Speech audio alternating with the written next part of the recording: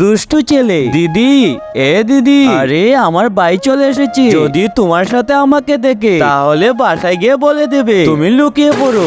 হ্যাঁ ছোটো, মা বলেছে বাসায় যেতে। তুই যা, আমি আসছি। ঠিক আছে, জলদি আসো।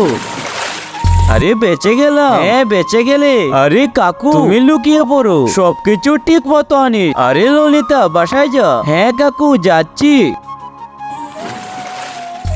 আবার বেঁচে গেলাম। ও আরে বাবা, তুমি আবার লুকিয়ে পড়ো।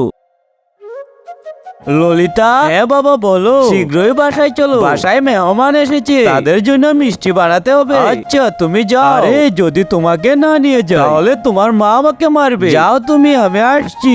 বন্ধুরা, নিচে সাদা কালার সাবস্ক্রাইব বাটনটিতে টিপ দিয়ে যারা সাবস্ক্রাইব করে দিবে তাদের মা বাবা যেন অনেকদিন বেঁচে থাকে, আর যারা ভিডিওটিতে লাইক করে দিবেন তাদের মনের আশা যেন পূর্ণ হয়, তাহলে করে দিয়েছেন তো।